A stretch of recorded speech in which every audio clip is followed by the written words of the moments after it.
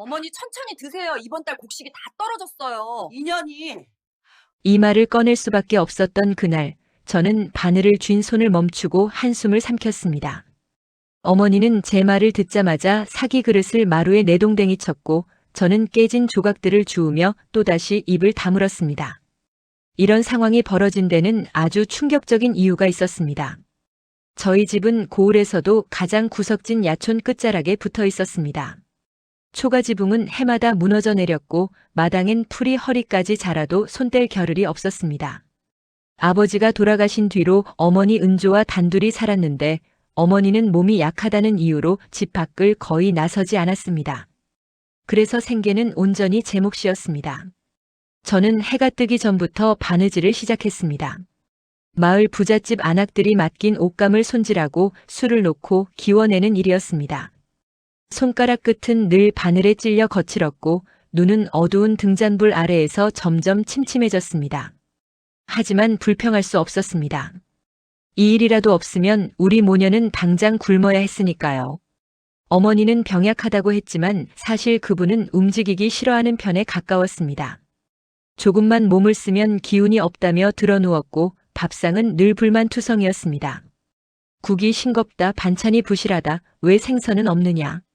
그런 말을 들을 때마다 저는 입술을 깨물었습니다. 제가 아침부터 저녁까지 품을 팔아도 쌀 한 말 사기 빠듯한 형편인데 생선은 무슨 생선입니까? 그날도 마찬가지였습니다. 어머니는 아침부터 투덜거렸습니다. 이게 죽이야 밥이야. 이런 걸 먹으라고 내놓는 거야? 저는 대답하지 않고 바느질을 계속했습니다. 오늘 안에 옷 2벌을 맞춰야 내일 아침 품삯을 받을 수 있었습니다. 하지만 어머니는 그냥 넘어가지 않았습니다. 너는 대체 뭐 하는 거야? 날마다 바늘질만 하면서 제 밥도 못 챙기고. 어머니, 조금만 참으세요. 다음 주에 품삯 들어오면 쌀 사올게요. 다음 주? 나보고 그때까지 굶으라고. 어머니는 그렇게 말하며 그릇을 집어 던졌습니다. 바닥에 떨어진 밥알과 깨진 사기 조각들이 흩어졌고 저는 무릎을 꿇고 그것들을 주워 담았습니다. 손가락 끝에 사기 조각이 스치며 피가 났지만 그냥 옷자락에 닦아냈습니다. 이런 날들이 몇 해째 이어졌습니다. 아버지가 살아계실 때는 그래도 집안에 웃음이 있었습니다. 아버지는 농사를 지으며 성실하게 사셨고 어머니도 그때는 덜 까다로웠습니다. 하지만 아버지가 갑자기 병으로 쓰러지신 뒤로 모든 게 달라졌습니다. 약값을 마련하느라 밭을 팔았고 빚까지 얻었었지만 아버지는 결국 돌아가셨습니다. 그 뒤로 어머니는 매일 한숨만 내쉬었고 저는 바늘을 쥐고 밤을 지새웠습니다. 그렇게 지내던 어느 날 빗소리가 지붕을 두드리는 오후였습니다. 저는 창가에 앉아 실을 꿰고 있었는데 대문 밖에서 요란한 목소리가 들렸습니다. 계신가요? 나래 씨 댁 맞습니까? 저는 바늘을 내려놓고 일어났습니다. 문을 열자 비를 맞으며 서 있는 남자가 보였습니다. 키가 작고 얼굴이 둥글둥글한 웃음기 많아 보이는 사람이었습니다. 누구세요? 아, 저는 초림이라고 합니다. 소개 일을 좀 하는 사람이에요. 초림이라는 남자는 빗물을 털며 환하게 웃었습니다. 그 웃음이 어쩐지 과하게 느껴졌지만 저는 일단 그를 처마 밑으로 들였습니다. 무슨 일로 오셨어요? 아, 좋은 혼처가 있어서 왔습니다. 나래 씨, 올해 24이시죠? 저는 깜짝 놀랐습니다. 제 나이를 어떻게 알았을까요? 초림은 품에서 젖은 종이 한 장을 꺼냈습니다. 이쪽 고을 건너편 마을에 괜찮은 총각이 하나 있습니다. 나이는 28, 집안도 나쁘지 않고요. 혼처를 찾고 있다기에 제가 좀 알아보다가 나래 씨 소문을 들었습니다. 제 소문이요? 성실하고 손재주 좋다는 소문이죠. 요즘 같은 세상에 그런 여인 찾기 쉽지 않습니다. 저는 고개를 저었습니다. 혼담 같은 건 생각해 본 적도 없었습니다. 제 형편에 누가 장가를 오겠습니까? 저는 관심 없어요. 그때 안방에서 어머니 목소리가 들렸습니다. 누구야? 누가 왔어? 초림은 제 대답도 듣지 않고 안으로 들어가 어머니께 큰절을 했습니다. 어르신, 따님 혼처건으로 왔습니다. 어머니는 벌떡 일어나 앉았습니다. 아까까지 기운 없다던 사람이 갑자기 눈빛이 살아났습니다. 혼처? 예, 좋은 곳입니다. 자세한 건 제가 말씀드리지요. 초림은 능청스럽게 말을 이어갔고 어머니는 그의 말 한마디 한마디에 고개를 끄덕였습니다. 저는 그 광경을 보며 불안한 예감이 들었습니다. 어머니는 뭔가에 홀린 듯 초림의 말만 듣고 있었고 제 의견은 묻지도 않았습니다. 어머니 잠깐만요. 저는 끼어들려 했지만 어머니는 손을 저으며 말했습니다. 너는 가만히 있어. 어른들이 얘기하는데. 초림은 웃으며 덧붙였습니다. 혼례는 보름 뒤로 잡았습니다. 준비는 저희 쪽에서 다 하니 걱정 마세요. 저는 할 말을 잃었습니다. 보름 뒤라니 그것도 제 의견도 묻지 않고 정해졌다니 말이 됩니까? 하지만 어머니는 이미 마음을 정한 듯 했습니다. 좋아, 그렇게 하지. 초림이 돌아간 뒤 저는 어머니께 따졌습니다. 어머니, 이게 무슨 짓이에요? 저는 시집갈 생각이 없다고 했잖아요. 너 혼자 늙어 죽을 거야? 이 나이에 혼처가 들어오는 것도 기적이야. 저는 필요 없어요. 필요 없긴. 내가 시집가야 내가 편하게 살지. 어머니의 그 말에 저는 입을 다물었습니다. 결국 이게 본심이었구나. 저를 떠나보내고 혼자 편하게 살고 싶다는 거였습니다. 가슴이 무너져 내렸지만 저는 아무 말도 하지 않았습니다. 그날 밤 저는 잠을 이루지 못했습니다. 창밖으로 빗소리만 끝없이 들렸고 저는 천장을 바라보며 생각했습니다. 이 혼담은 분명 뭔가 이상했습니다. 초림이라는 남자도 갑자기 들이닥친 혼처도 모든 게 석연치 않았습니다. 하지만 어머니는 이미 마음을 굳혔고 저는 거부할 힘이 없었습니다. 보름이라는 시간은 눈 깜짝할 새 지나갔고 혼례날이 다가왔습니다. 혼례날 아침 저는 낯선 옷을 입었습니다. 초림이 보내온 혼례복은 생각보다 깨끗했지만 제게는 어울리지 않는 옷처럼 느껴졌습니다. 거울을 보니 낯선 사람이 서 있었습니다. 바늘에 찔린 손가락, 야위어 보이는 얼굴, 그 위에 억지로 올린 붉은 연지가 어색하기만 했습니다. 어머니는 그날만큼은 기분이 좋아 보였습니다. 제 머리를 빗겨주며 중얼거렸습니다. 이제 내 할 일 다 했다. 시집가서 잘 살아라. 저는 대답하지 않았습니다. 할 일을 다 했다는 그 말이 제 가슴을 찔렀지만 이제 와서 무슨 소용이 있겠습니까? 오전이 지나고 초림이 가마를 끌고 나타났습니다. 그는 여전히 웃고 있었지만 그 웃음 뒤에 뭔가 계산된 것이 있다는 느낌을 지울 수 없었습니다. 저는 가마에 올랐습니다. 흔들리는 가마 안에서 저는 창틈으로 멀어지는 집을 바라봤습니다. 어머니는 대문 앞에 서서 손을 흔들고 있었습니다. 그 모습이 점점 작아지다가 결국 보이지 않게 되었을 때 저는 눈을 감았습니다. 가마는 두어 시즌을 달렸습니다. 길은 험했고 가마 안은 답답했습니다. 저는 이 혼례가 끝나면 어떤 삶이 펼쳐질지 상상할 수 없었습니다. 상상하고 싶지도 않았습니다. 마을 입구에 도착했을 때 밖에서 웅성거리는 소리가 들렸습니다. 사람들이 모여 있는 것 같았습니다. 가마가 멈추고 초림이 문을 열었습니다. 도착했습니다. 신랑이 저기 계십니다. 저는 가마에서 내려 고개를 들었습니다. 그리고 그를 처음 봤습니다. 운철이라고 했습니다. 그는 당나귀 위에 올라타 있었습니다. 아니, 올라타 있다기보다는 겨우 붙어 있다는 표현이 맞았습니다. 옷은 구겨져 있었고 갓은 비뚤어져 있었으며 얼굴에는 긴장한 기색이 역력했습니다. 당나귀가 조금만 움직여도 그는 몸을 흔들며 균형을 잡으려 애썼습니다. 그리고 그 순간이었습니다. 당나귀가 갑자기 고개를 흔들었고 운철은 그대로 옆으로 굴러떨어졌습니다. 쿵 하는 소리와 함께 그는 땅바닥에 나뒹굴었고 갓은 멀리 날아갔습니다. 구경하던 사람들이 웃음을 터뜨렸습니다. 저게 신랑이야? 저런 사람이 장가를 온다고. 나래가 불쌍하네. 저는 그 웃음소리를 들으며 고개를 숙였습니다.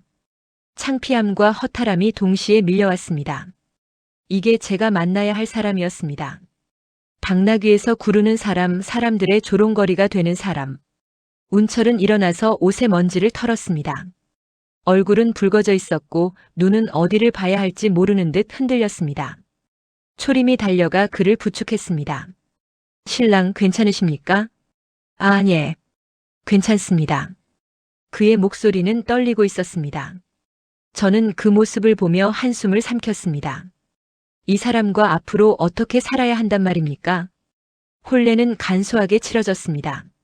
마을 사람 몇이 모였고 절을 올렸으며 술 한 잔을 나눴습니다. 그 과정 내내 운철은 어색하게 굴었습니다.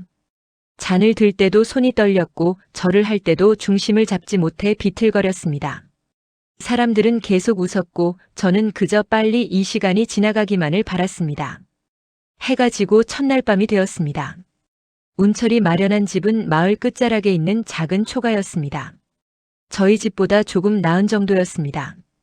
방 안에는 낡은 이불 한 채와 작은 괴짝 하나가 전부였습니다. 문을 닫자 방 안은 고요해졌습니다. 저는 구석에 앉았고 운철은 반대편 구석에 앉았습니다. 한참 동안 아무도 말하지 않았습니다. 저는 그를 슬쩍 쳐다봤습니다. 낮에 봤던 것처럼 그는 여전히 어색해 보였습니다. 손을 어디에 둬야 할지 몰라 무릎 위에 올려놓았다가 내려놓기를 반복했고 눈은 천장만 바라보고 있었습니다. 낮에 창피를 들여서 죄송합니다. 저는 고개를 저었습니다. 괜찮아요. 그는 변명처럼 말을 이었지만 저는 듣고 싶지 않았습니다. 그냥 조용히 있고 싶었습니다. 그날 밤 저희는 각자의 구석에서 잠이 들었습니다. 운철은 벽을 보고 누웠고 저는 반대편을 보고 누웠습니다. 방 안은 냉기가 감돌았고 바깥에서는 바람 소리만 들렸습니다. 하지만 잠이 오지 않았습니다. 저는 눈을 뜬 채로 천장을 바라봤습니다. 그리고 문득 이상한 느낌이 들었습니다. 운철의 숨소리가 들리지 않았습니다. 저는 조심스럽게 고개를 돌렸습니다. 그는 여전히 벽을 보고 누워 있었지만 몸은 미동도 하지 않았습니다. 잠든 사람의 움직임이 아니었습니다. 마치 깨어 있으면서도 잠든 척하는 것 같았습니다. 그리고 한참 뒤 그가 움직였습니다. 천천히 소리 없이 일어났습니다. 저는 눈을 감은 척했습니다. 운철은 방문을 조심스럽게 열고 밖으로 나갔습니다. 저는 눈을 떴습니다. 그는 어디로 가는 걸까요? 한밤중에 밖으로 나가다니. 호기심과 의심이 동시에 일었습니다. 저는 일어나 창틈으로 밖을 내다봤습니다. 달빛 아래 운철의 뒷모습이 보였습니다. 그는 마을을 벗어나 어둠 속으로 사라졌습니다. 걸음걸이는 낮과 달랐습니다. 비틀거리지 않았고 빨랐으며 확신에 차 있었습니다. 저는 혼란스러웠습니다. 낮에 본 그 어설픈 모습은 뭐였을까요? 이 사람은 대체 누구일까요? 다음 날 아침 운철은 아무 일 없었다는 듯 방 안에 있었습니다. 저보다 먼저 일어나 물을 길어 와 있었고 불을 피워 방을 데우고 있었습니다. 얼굴은 피곤해 보였지만 여전히 어제처럼 어색한 미소를 지었습니다. 일어나셨습니까? 저는 대답 대신 그를 바라봤습니다. 그는 제 시선을 피하며 말을 이었습니다. 아침 준비를 해야 하는데 제가 서툴러서 잘 못합니다. 저는 고개를 끄덕이며 일어났습니다. 하지만 마음속으로는 확신했습니다. 이 사람은 뭔가를 숨기고 있다고. 그렇게 며칠이 지났습니다.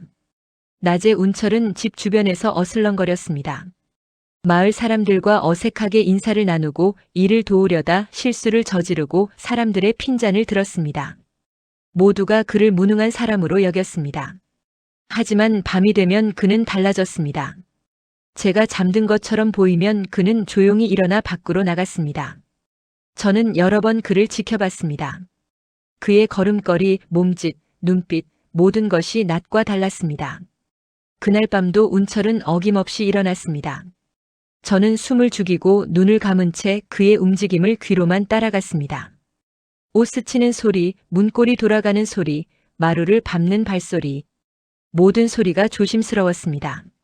문이 닫히고 한참이 지난 뒤 저는 조용히 일어났습니다. 겉옷을 걸치고 신을 신었습니다. 손이 떨렸지만 멈출 수 없었습니다. 이 사람의 정체를 알아야 했습니다. 밖으로 나가자 찬 기운이 얼굴을 때렸습니다. 달은 구름에 가려 희미했고 마을은 고요했습니다. 저 멀리 운철의 그림자가 언덕을 넘어가는 게 보였습니다. 저는 그를 따라갔습니다.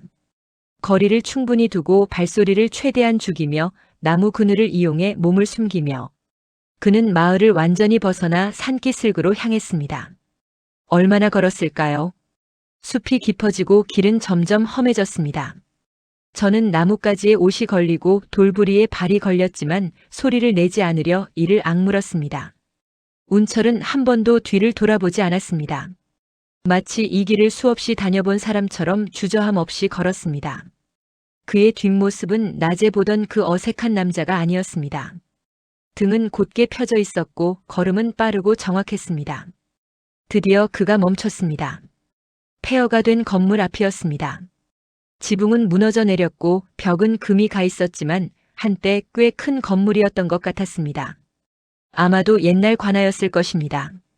운철은 주변을 살피더니 폐허 안으로 들어갔습니다. 저는 나무 뒤에 숨어 숨을 고르며 지켜봤습니다. 한참 뒤 폐허 안에서 희미한 불빛이 새어나왔습니다. 저는 조심스럽게 다가갔습니다. 무너진 벽 틈으로 안을 들여다봤습니다. 운철은 등불을 켜놓고 바닥에 쪼그려 앉아 있었습니다. 그의 앞에는 낡은 문서들이 펼쳐져 있었습니다. 그는 문서를 하나하나 넘기며 뭔가를 적고 있었습니다. 표정은 진지했고 손놀림은 빨랐습니다. 그 모습은 낮에 물 길러가다 넘어지던 그 사람이 맞나 싶을 정도로 달랐습니다. 저는 더 가까이 다가가려다 발을 헛디뎠습니다. 돌멩이 하나가 굴러떨어지며 소리를 냈습니다. 운철이 벌떡 일어났습니다. 등불을 들고 밖을 향해 경계하는 자세를 취했습니다. 그의 눈빛이 날카로워졌습니다. 나와요. 누군지 알고 있어. 그의 목소리는 낮에 듣던 것과 달랐습니다.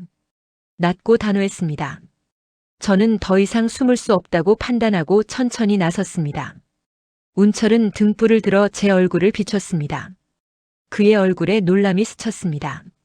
한참 동안 우리는 서로를 바라봤습니다.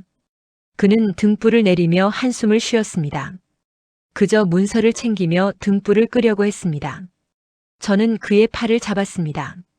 그 순간 운철이 몸을 돌리며 제 손을 뿌리쳤습니다. 그런데 그때 그의 소매가 걷히며 팔에 있던 상처가 드러났습니다. 긴 칼자국이었습니다. 아물지 않은 상처였습니다. 저는 숨을 들이켰습니다. 운철은 황급히 소매를 내렸지만 이미 늦었습니다. 저는 그의 팔을 다시 잡았습니다. 이번에는 그가 뿌리치지 않았습니다. 소매를 조심스럽게 걷어 올리자 상처가 선명하게 보였습니다. 칼에 베인 자국이 분명했습니다. 운철은 한참을 망설이다 입을 열었습니다. 그리고는 무너진 벽에 기대 앉으며 말했습니다. 저도 그의 맞은편에 앉았습니다. 달빛이 폐허 안으로 스며들었고 우리는 어둠 속에서 서로를 마주봤습니다. 나는 이 고을 사람이 아니요. 원래는 멀리서 왔소. 조사 때문이요. 이 고을을 장악하고 있는 백장이란 자를 아시오? 저는 고개를 끄덕였습니다. 백장은 이 고을에서 모르는 사람이 없었습니다. 불을 독차지하고 사병을 거느리고 백성들을 괴롭히는 자였습니다. 그 자의 악행을 밝혀내려고 왔소. 증거를 모으고 있소. 아니요. 동료들이 있소. 하지만 백장의 감시가 심해서 신분을 숨겨야 했소. 운철은 고개를 끄덕였습니다. 사람들이 날 무시하고 경계하지 않도록. 그래야 정보를 모으기 쉬우니까. 저는 그제야 이해가 됐습니다. 낮에 보였던 모든 실수들, 어색함, 무능함. 모두 연기였던 것입니다. 이 마을에 자연스럽게 들어오려면 혼인이 가장 좋은 방법이었소. 초림이 주선했소. 저는 복잡한 기분이 들었습니다. 모든 게 계획이었고 저는 그 계획의 일부였던 것입니다. 그런데 화가 나지 않았습니다. 오히려 조금 안심이 됐습니다. 적어도 이 사람은 진짜 무능한 사람이 아니었으니까요. 상처는 며칠 전 백장의 사병들과 마주쳤소. 문서를 훔치다 들켰소. 간신히 도망쳤지만 그는 팔을 쓸어내렸습니다. 저는 그 상처를 보며 말했습니다. 저는 겉옷의 안감을 찢었습니다. 그리고 그의 팔에 감았습니다. 운철은 저를 바라봤습니다. 그는 아무 말도 하지 않았습니다. 저는 천을 단단히 묶으며 말했습니다. 저는 그의 눈을 봤습니다. 그 안에는 결심이 있었습니다. 흔들림 없는 의지가 있었습니다. 우리는 그렇게 폐허 안에 앉아 밤이 깊어가는 걸 지켜봤습니다. 그리고 그날 밤 우리 사이에는 묘한 신뢰가 생겼습니다. 그날 이후 저는 운철의 일을 돕기 시작했습니다. 낮에는 여전히 그는 어리숙한 남편 행세를 했고 저는 조용한 아내 노릇을 했습니다. 하지만 밤이 되면 우리는 함께 움직였습니다. 저는 마을 안악들과 어울리며 정보를 모았습니다. 우물가에서 빨래터에서 장터에서 여자들은 수군거렸습니다. 백장이 또 누구네 땅을 빼앗았다는 이야기, 세금을 2배로 올렸다는 이야기, 반항하던 사람이 사라졌다는 이야기. 저는 그 모든 이야기를 귀담아 듣고 운철에게 전했습니다. 운철은 그 정보들을 바탕으로 문서를 정리했습니다. 백장의 악행을 증명할 수 있는 장부, 편지, 증언들을 하나씩 모았습니다. 우리는 조심스럽게 하지만 꾸준히 증거를 쌓아갔습니다. 그렇게 보름이 지났을 때였습니다. 그날 아침 마을은 술렁였습니다. 백장의 사병들이 마을로 들어왔다는 소문이 돌았습니다. 저는 우물가에서 그 이야기를 들었습니다. 도망친 첩자를 찾는다던데. 첩자? 여기에? 그렇대. 백장의 문서를 훔친 자가 이 근처에 숨어 있다나 뭐라나. 저는 등골이 서늘해졌습니다. 급히 집으로 돌아왔습니다. 운철은 마당에서 장작을 패고 있었습니다. 아니, 패는 척하고 있었습니다. 도끼질이 엉망이었고 장작은 제대로 쪼개지지 않았습니다. 사병들이 오고 있어요. 당신을 찾는 것 같아요. 운철의 표정이 굳어졌습니다. 하지만 곧 다시 어리숙한 표정을 지으며 말했습니다. 하지만 저는 불안했습니다. 이번에는 다를 것 같았습니다. 백장의 사병들은 철저했고 무자비했습니다. 그들이 의심하기 시작하면 끝까지 파고들 것이었습니다. 오후가 되자 말발굽 소리가 들렸습니다. 저는 방문을 살짝 열고 밖을 내다봤습니다. 사병들이 말에서 내리고 있었습니다. 10명 정도 되었습니다. 모두 칼을 차고 있었고 얼굴은 험악했습니다. 우두머리로 보이는 자가 소리쳤습니다. 마을 사람들이 하나둘 집 밖으로 나왔습니다. 운철도 마당으로 나갔습니다. 저도 그의 뒤를 따랐습니다. 사병들은 사람들을 한 명씩 살폈습니다. 얼굴을 들여다보고 손을 확인하고 질문을 던졌습니다. 사람들은 떨리는 목소리로 대답했습니다. 사병들은 만족하지 않는 표정으로 계속 의심의 눈초리를 보냈습니다. 드디어 그들이 저희 앞에 섰습니다. 우두머리가 운철을 위아래로 훑어봤습니다. 너는 누구냐? 저는 운철이라고 합니다. 운철은 더듬거리며 대답했습니다. 완벽한 연기였습니다. 언제부터 여기 살았느냐? 보름 전에 장가를 들었습니다. 보름 전? 우두머리의 눈빛이 날카로워졌습니다. 그는 운철에게 한 걸음 다가갔습니다. 보름 전이라. 묘하게 시기가 맞아떨어지는군. 손을 내밀어 봐라. 운철은 주저하다가 손을 내밀었습니다. 우두머리가 그의 손을 잡아 살폈습니다. 굳은 살이 박인 손이었습니다.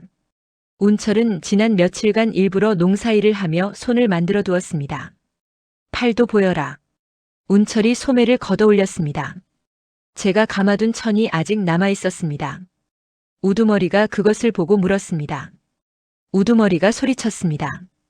운철은 어쩔 수 없이 천을 풀었습니다. 상처가 드러났습니다. 칼에 베인 자국이었습니다. 우두머리의 입가에 비웃음이 걸렸습니다. 우두머리가 운철의 멱살을 잡았습니다.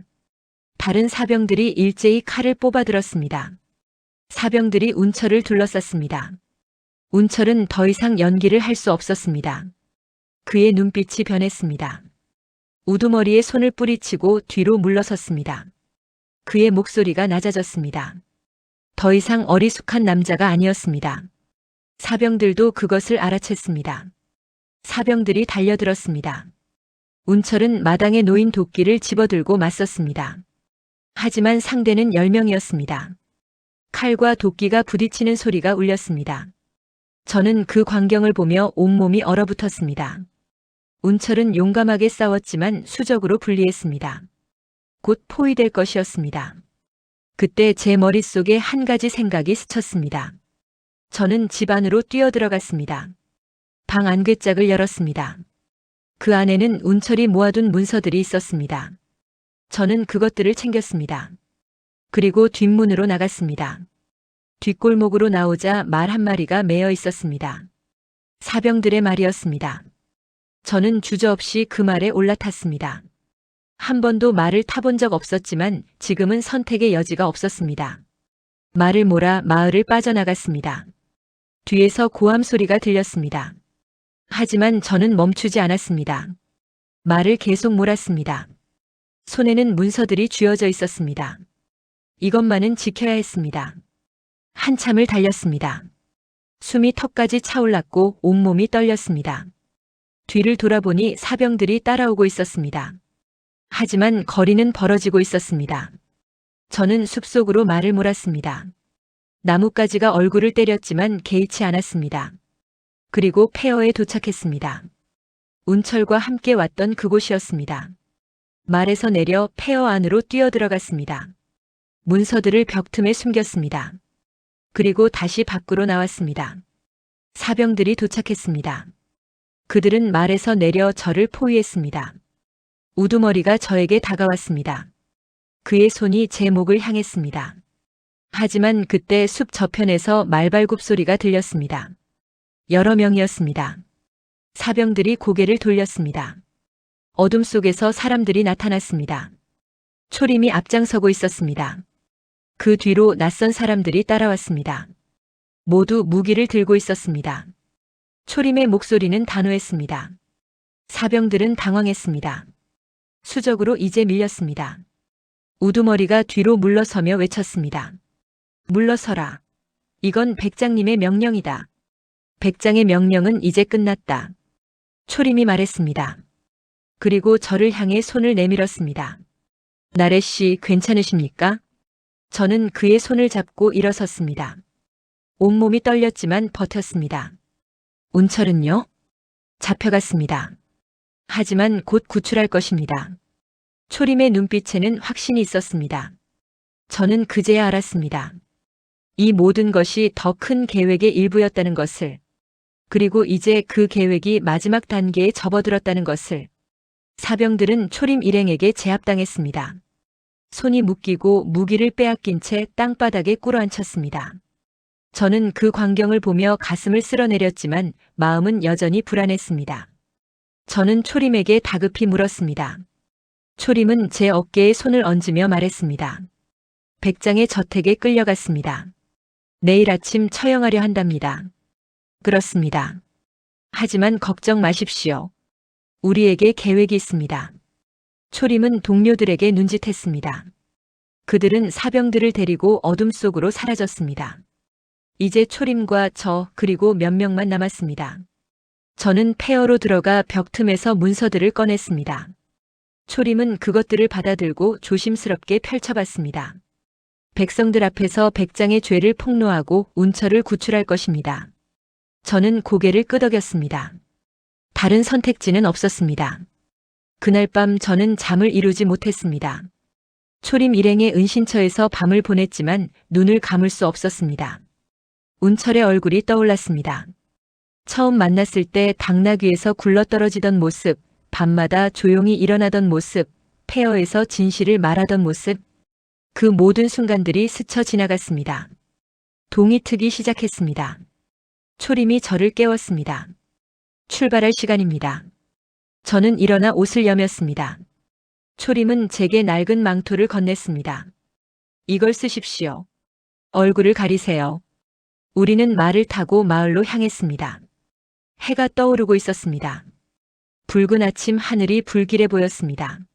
마을 광장에는 이미 많은 사람들이 모여 있었습니다. 백장의 사병들이 사방을 둘러싸고 있었고 가운데에는 처형대가 세워져 있었습니다.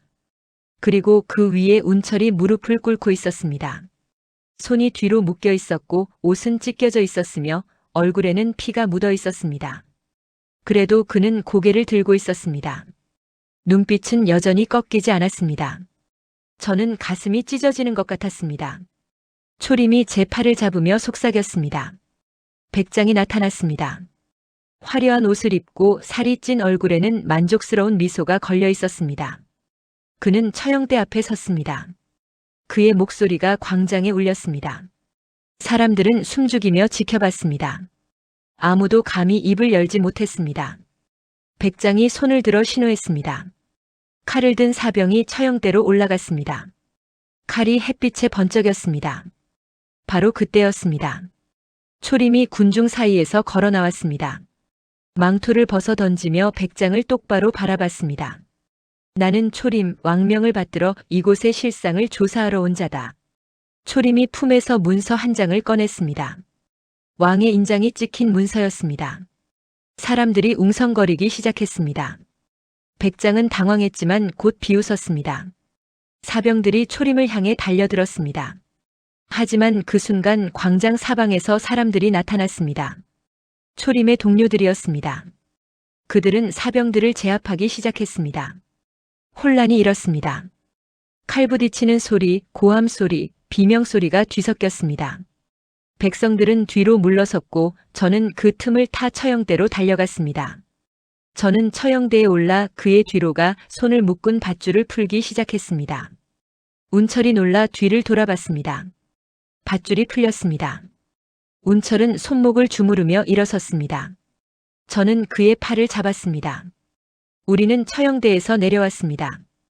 광장의 싸움은 점점 초림 쪽으로 기울고 있었습니다. 사병들은 하나둘 제압당했고 백장은 도망치려 했습니다. 동료들이 백장을 붙잡았습니다. 백장은 발버둥 쳤지만 소용없었습니다. 초림은 광장 중앙에 섰습니다. 그리고 손에 들고 있던 문서들을 높이 들어 올렸습니다. 그는 크고 분명한 목소리로 문서를 읽어 내려갔습니다. 부당한 세금 징수, 토지 강탈, 무고한 백성 살해, 뇌물 수수. 모든 악행이 낱낱이 밝혀졌습니다. 사람들은 숨죽이며 들었습니다. 그리고 분노가 일기 시작했습니다. 백장은 얼굴이 새하얗게 질렸습니다. 무릎이 꺾여 땅바닥에 주저앉았습니다. 초림은 문서를 내려놓고 백성들을 향해 말했습니다. 이자는 왕의 법에 따라 심판받을 것이요. 그리고 이 고을은 이제 새로운 시작을 맞이할 것이요. 사람들이 환호했습니다. 오랜 억압에서 벗어나는 해방감이 광장을 가득 채웠습니다. 초림이 저희에게 다가왔습니다. 수고하셨습니다, 두 분. 운철은 고개를 끄덕이며 저를 바라봤습니다. 우리는 서로를 바라보며 작게 웃었습니다. 그 웃음 속에는 안도감과 감사함이 담겨 있었습니다. 나는 운철, 왕명을 받들어 부패한 관리들을 조사하는 밀사였소. 사람들이 놀라 웅성거렸습니다. 그 어리숙해 보이던 남자가 왕의 밀사였다니. 이 고을뿐 아니라 여러 고을에서 같은 일이 벌어지고 있었소. 나는 그것을 밝혀내고자 했소. 그리고 이곳 나래가 나를 도와주었소. 운철은 저를 향해 손을 내밀었습니다.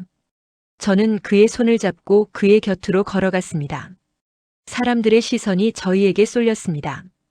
이 여인은 자신의 안위를 돌보지 않고 진실을 지켰소. 그 용기가 없었다면 오늘의 승리도 없었을 것이요. 박수 소리가 터져 나왔습니다. 저는 얼굴이 붉어졌지만 운철의 손을 꼭 잡았습니다. 해가 높이 떠올랐습니다.